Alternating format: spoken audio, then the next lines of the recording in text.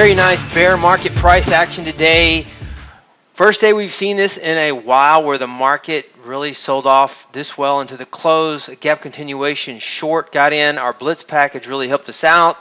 Let's go over the trades on the day, the final results. We've matched our hypotheticals with our live a lot better today. 13,450 on the 200K portfolio, right at about the same amount as the hypotheticals.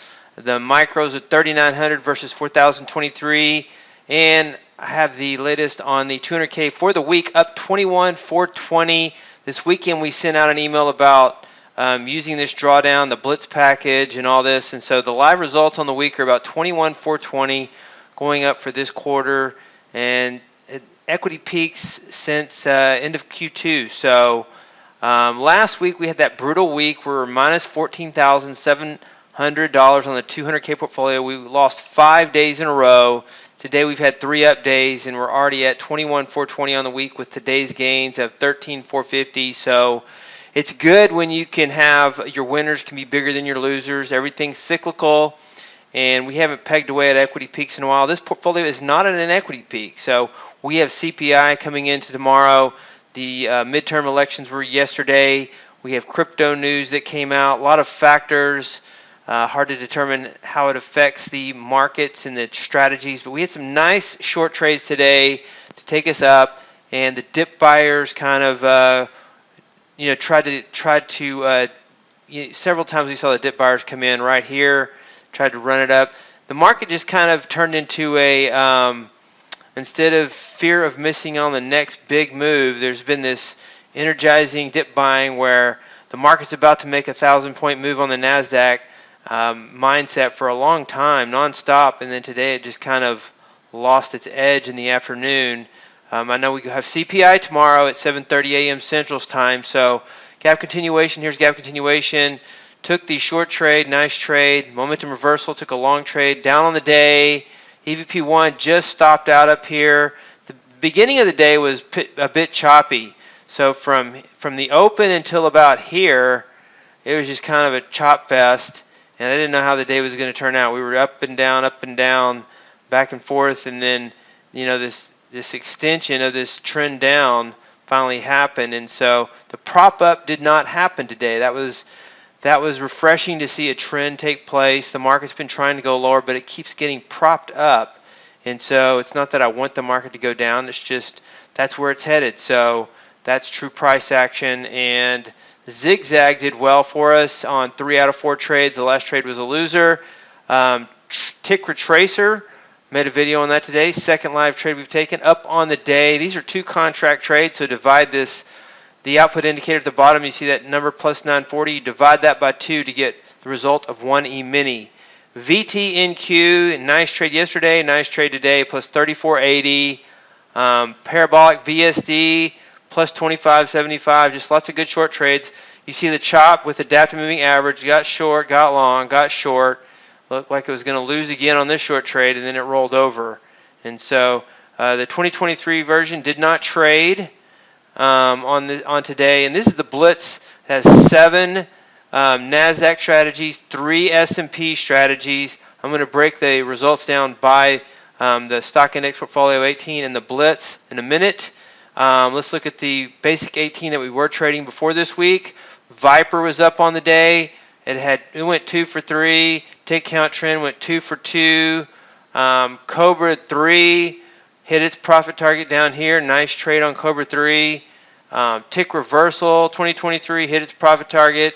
Tick reversal NQ hit 2 trades that were profitable. Tick wave stopped out. This is part of the opening chop.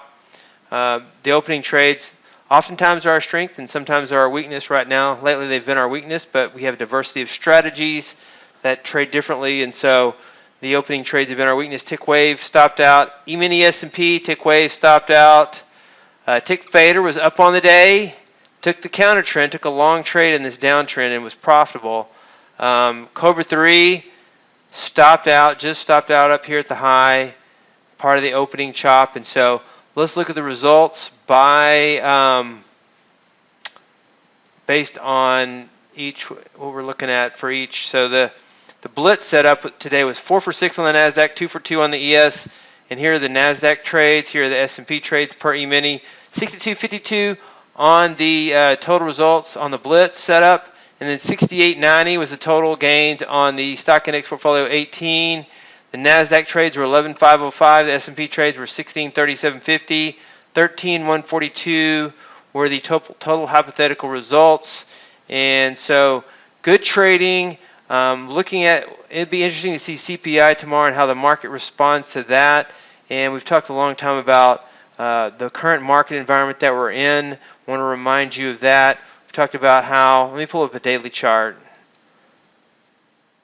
So here's the daily chart of the NASDAQ. We've talked about how obviously this has been a bull market all the way up to here. And then in 22, we've had this pullback that meets the definition of a bear market, but it's traded in such a way that it doesn't really trade like a bear market. It's more repricing, and so we could see this gradually and then suddenly bear market, or we could see the next bull market somehow, some way. It's harder to see, day to day the fundamentals can affect your view, but this repricing is interesting. Interesting concept, because the market is 20% off its high, but it's been so hard to short this market that it doesn't even feel like a bear market. And today it felt a little bit like a normal bear market where the market sold off and you shorted things into the close, and that's not normal recently, but historically you can take those short trades. Not every time that happens is profitable, but every time that happens, every time that we've been taking short trades lately like these, they've been getting blown out by reversal rallies, and unjustly so. And so today we see those gains on the short side, and so you can see kind of this is a weekly chart. You can see a little bit better on the weekly chart the bull market that we're in right here, and then just kind of a repricing, and then where will we go? Here is the pandemic. Not a very straight line. Pre-pandemic high, right there before the pandemic hit. Will we take those out? Will we take out the pandemic lows right here? I don't know. We'll see. It'll be interesting to see what happens, and how the Fed's policy changes, and inflation tomorrow. That's why we take long and short day trades. We are flat at the end of the day and are ready to be bullish tomorrow if that's what happens in the market. Hey, David Bean here. Welcome to Capstone Trading Systems YouTube page. Be sure to subscribe to join our community of algorithmic traders. We are real money traders. We share our winning streaks, we share our losing streaks, as well as market updates, strategies, and coding tips.